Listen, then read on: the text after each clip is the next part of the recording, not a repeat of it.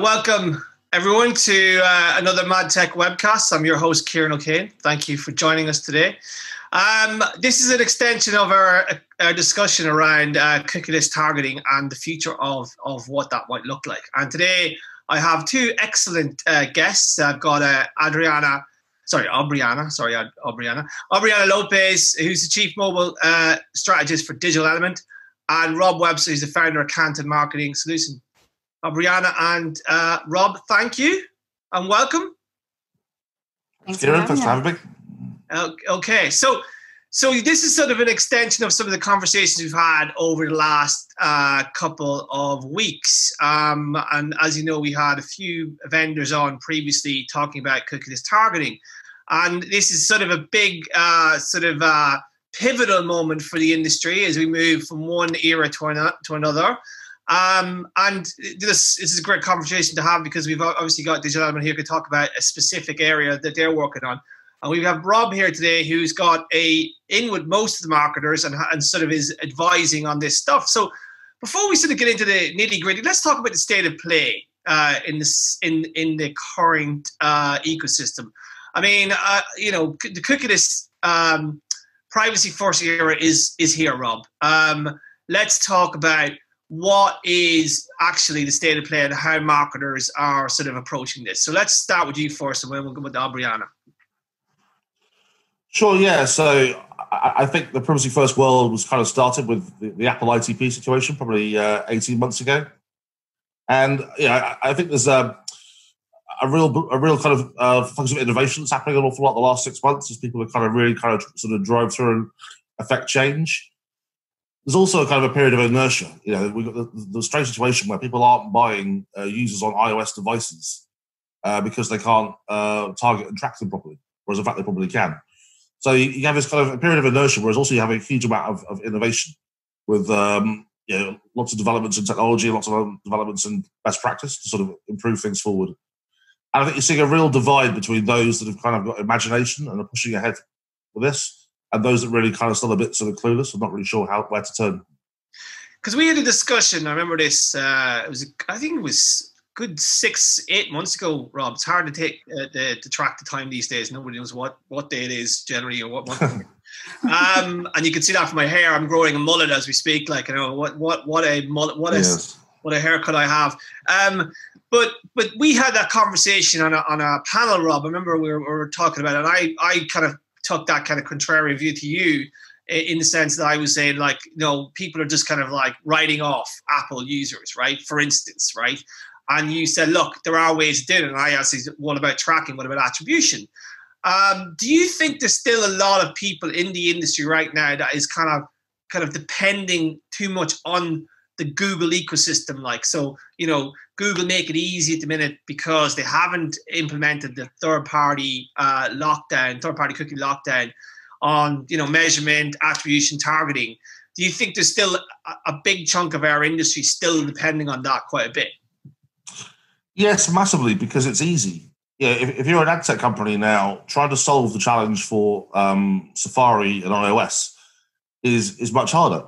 If you're a trading desk and you're short of time, it's very easy to go and buy what you're doing on Google and accept the fact that you're going to have some year-on-year declines. And also, because the state of education, a lot of people don't actually understand that a lot of the reason why they're seeing less return this year than they used to, say, 2 years ago, is not because the marketing's any worse, but just because they're not targeting and measuring it in the same way because of the loss of cookies. So the people it's only really those that have kind of investigated it and put effort into finding out what's going on and how to solve it that are really able to do that, which unfortunately is quite a small part of the market. But growing. Yeah, absolutely. Albert, what are you seeing from your perch? Are you seeing something similar, or are you seeing a move by some marketers to move in a progressive way? I'm seeing both, honestly. I think that the conversations that we have are kind of coming down to probably a few different key scenario things. We've got the technology changes that are happening that you've addressed already. I think we've got a change in consumer behavior because of global pandemic, because of everything that's going on in society right now. And I think most marketers are are actually taking advantage of this time to figure out what's going on and how they can better attack this problem. But I do think that they're starting to see that this is beginning to become a challenge. And I think they've known for a long time, though, that the black box ecosystems like the Googles or even, the Facebooks of the world are going to be a challenge long term, whether that comes to transparency, measurability. But now ongoing, with third-party cookies going away, I think that's probably the challenge that's at the forefront for them, and trying to solve that is really going to help them in terms of, having a better consumer experience at the end of the day, but also being able to track and measure their ad dollars that they're putting in. And that's, it has never been great. I think it's never been like a perfect world. But now we're having to sort of rebuild that from the ground up. Yeah, and that leads me to the next question, was quite nicely. I mean, the world has it's very fragmented. Our reality now is fragmentation, right? As you pointed out, Brianna, we've got Google and Facebook, but then we've got the rest of the web, the rest of media, if you will, because we don't have that universal cookie to target and measure. I want to know what kind of strategies a marketer can use to target and attribute in those environments. Because this is interesting, because we've always talked about an omnichannel environment and omnichannel planning and omnichannel buying, but we're truly there because there's parts of now the web that used to be ruled by the cookie that cannot be targeted or measured like in the traditional way, such as the iOS environment. So I just want to talk to you guys about that. What sort of strategies do you see marketers employing? And then Rob, you talked about how you can build a lot of great technologies together, which have been ignored because whether it's just the ease of use of a cookie or not, but there's new sort of approaches that you can actually bring a lot of this technology together. Yeah, and I think there's a few different examples. So one advertiser I was working with the last 2 years is Heels, the high street furniture seller. And more of their online sales actually happen on iOS devices or on Macs than they do on Chrome.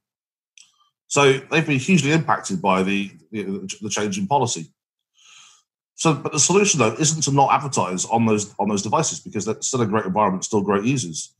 So what you're doing is you're using geodata, which came from DE, possibly why I'm here, to be able to sort of combine with contextual data and device data to be able to run the targeting.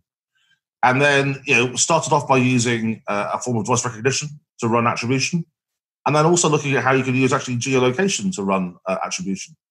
It's a trick that FMCG companies have been doing for years, where if you take different locations and sort of A/B test, run your advertising in some areas and not all, and have a look for the uptake in sales, and in that way you can be effective. And then obviously then also really kind of investigating how you kind of get into the authenticated web and kind of email address and authenticated data as well as another tactic that's really emerging quite rapidly. You obviously digital admin, you're very geo focused. I mean, how does that underpin what Rob said? Because it's interesting. Rob said that previous to this, we chat about doing this webcast. The Heels have a lot of their sales is on the Apple ecosystem. So I mean, obviously they have to be very conscious that they just cannot abandon that market, because that's where most of their revenue is coming from. But I want to talk about like how in that context you could use, geo could inform quite a lot of that buying, could underpin it, because it is a technology that I think that's kind of like it's second thought really in some respects beforehand, but now it's actually become more important because certain targeting parameters aren't available. Yeah, I mean, I think that when you think about how a marketer or advertiser works, they allow certain responses to determine their decisions. And it's a never-ending circle, right? It keeps going, this advertising circle, wherever you are providing this targeting, you are, creating your campaigns, and you're doing that informed by the decisions that are made and the purchases that are made and the types of consumers that are making those purchases, right? So for us, a lot of the clients that we see embedding our technology and our data into their their ecosystem is saying, okay, for the heels example, maybe they're saying, we notice that people coming from this city prefer this style or this type of furniture, right? Maybe it's in one city they have a preference for more of a mid-century modern type of furniture. In another city, they're seeing more of a traditional affinity because that's more of the style of that city. And so I think that allowing that information and purchase behavior with your current consumers to inform then how you are doing your geo-targeted advertising, even within Safari, you still have that capability. And then using from an IP perspective, the ability to match back, if you will, and measure that, I think is so important, because if you don't have the measurability of it, or you don't have the way to check the efficacy of your solution and your tactics, then you're not really able to see what's working and what's not. So I think that's one approach that we've seen clients take. And Rob brought up the heels example, and I think that's a great one to really focus on. A lot of marketers and advertisers are trying to do just that. It's pretty simple. And Rob, were heels using that similar tactic across other channels other than just the iOS ecosystem? Because obviously, there's other channels that don't have the same kind of type of like targeting scale as Google and Facebook. Well, it was run across search display and paid social. And actually, that's where geodata can be kind of a universal currency, because it's actually very easy to, in paid search data, use geodata to inform how you buy that through bid modifiers, and equally measure it. Facebook, it's a bit more difficult, but of course, with other this applies to many kind of high end retailers, and anyone selling high end products have the same challenge. But of course, as the guys last week at Skyrise says, this is also very useful for things like digital out of home, and it's going to become more important as we get more kind of connected TV, because you can then get down to that sort of household kind of level, which really kind of feeds into a lot of the data providers and buying metrics that happen in traditional TV. So it really came to that like unifying piece that works across different channels, offline and online. Yeah, and do you think that that's interesting, the CTV stuff, because actually that's another very fragmented ecosystem, and you think that could be a killer application for geo sort of data. I've been thinking about this before. I mean, it seems to be something that is actually universal, that kind of data set, rather than we've got a Roku cookie and we've got a Amazon cookie, and it's how do you make all that work? Yeah. Well, if you think about the FMCG market, who obviously spend a huge amount of money on TV, they don't have the luxury of having direct sales channels these days. Obviously the D2C guys do, which obviously you're a big believer in D2C, but traditional FMCG can't do that. But what they do have is sales data in stores about who's buying what products in which stores across the country. And that then can be then used to influence a targeting strategy using DE data or other geo data. And you then see how those results compare. If you run more advertising in certain locations, do you see an uptake in sales for that product?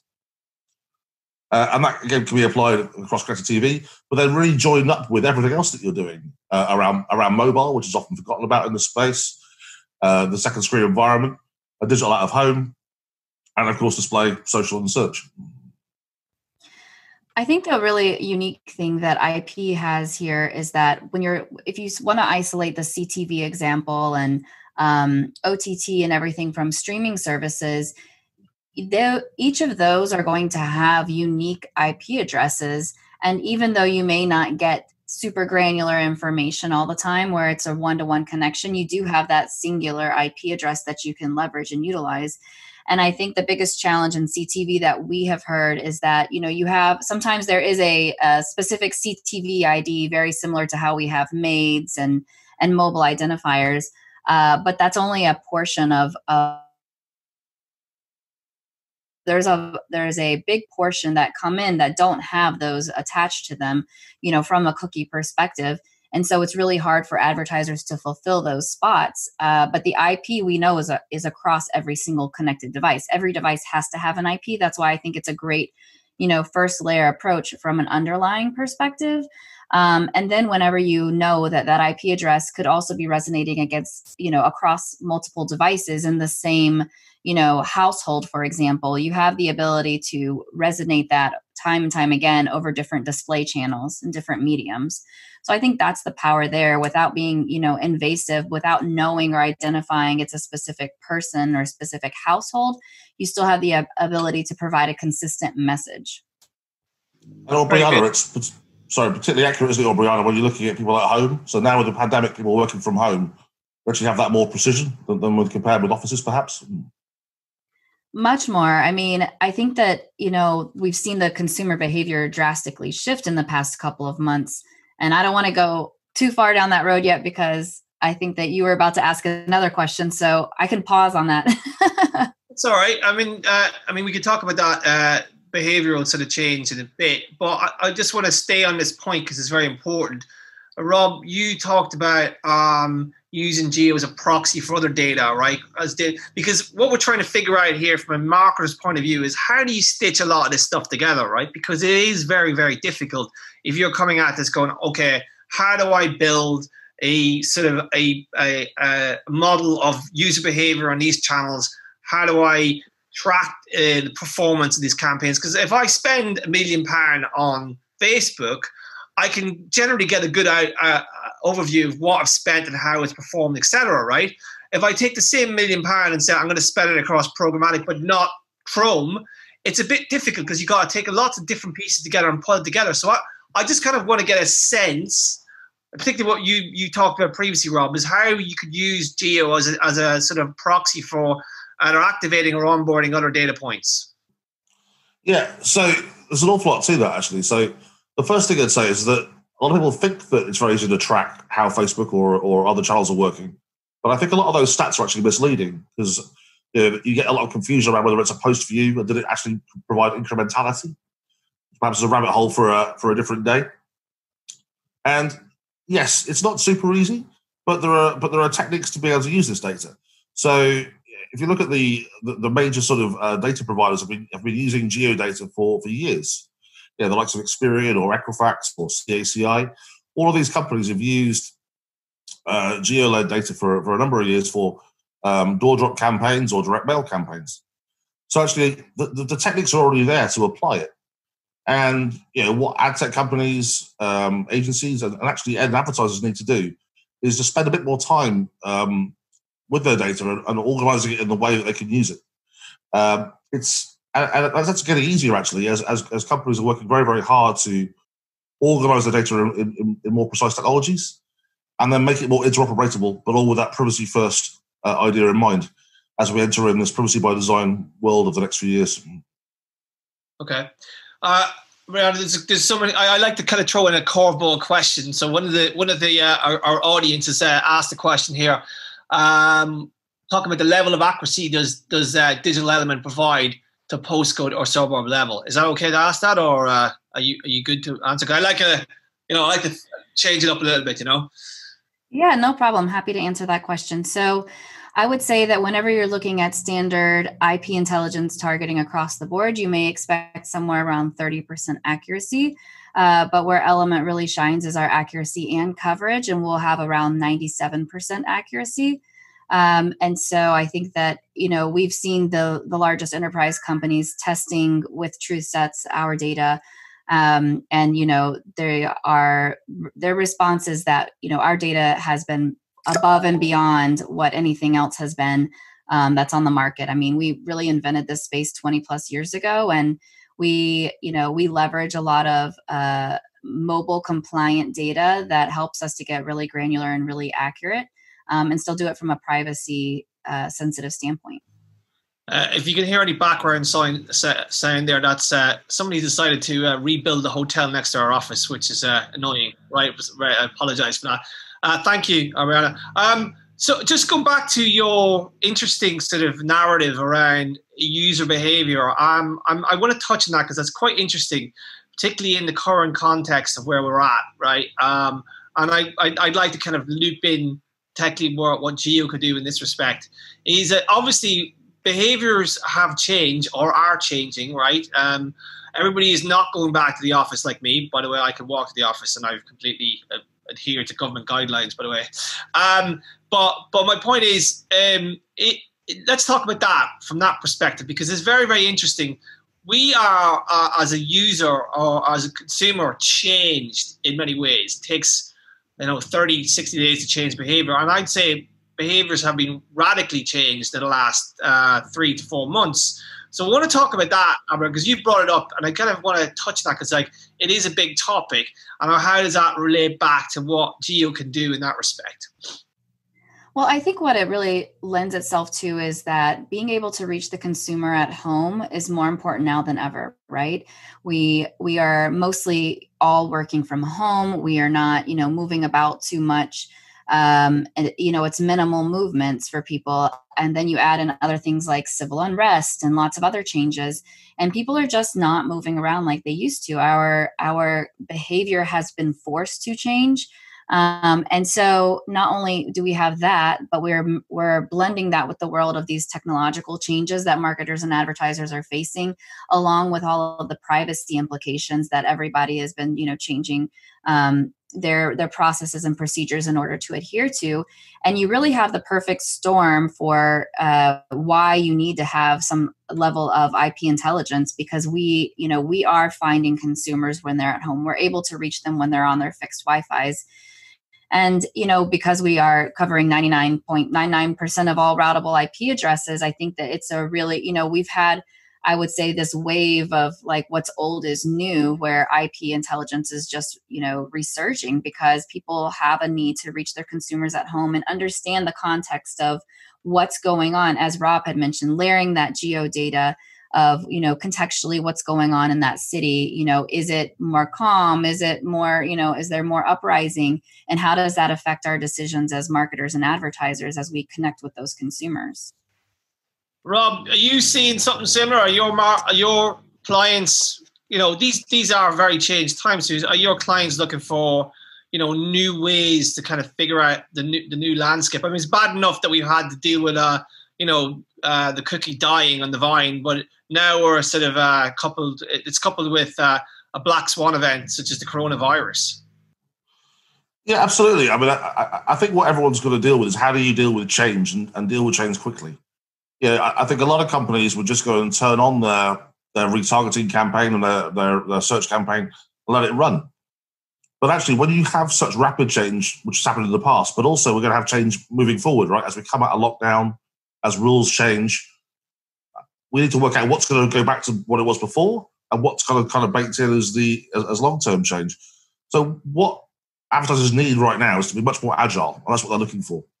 And how can they take the temperature, if you like, of what their consumers want right now, much, much faster. And a key component of that is location, because the experience that you have in today is so different. If you're living in London, you have a very different experience of lockdown than if you're living in the countryside. And frankly, you can also then layer geodata onto just demographic data. Families with kids have a very different experience of lockdown and restrictions than other groups. And obviously the rich and poorer have a very different experience as well.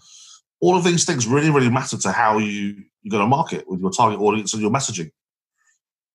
And I think a lot of brands have been caught cold by that because they're not ready for it, and they want to get ready for it fast. So the people we talk to, engage with, are the ones who are very progressive and really want to solve these problems and come out of it healthier, with enhanced ability to sort of understand their core audience and message them afterwards. Yeah, I mean, this goes back to the agility of marketers. We always talk about agile marketing, but this is truly agile marketing, Brianna. We're talking about this. I mean, if there ever was two events that could really change how marketers think and be more flexible, it's these two. Yeah, I mean, I think that, it's a hard job right now being a marketer because there's so many things you have to consider, right? How do you be agile? How do you implement things that can, in essence, pick you up very quickly from where you were dependent upon cookies? And then you also have to think of it from, a brand safety perspective. How do I keep control of my consumers' data? How do I keep that safe? How do I do everything on my side and on our terms without having to, push my data and share my data and daisy chain permissions? to other platforms. And so, I think that there really is, it's a tough time, but I think it's also an exciting time, because whenever you open yourself up to the ability to change, I think we're learning so much.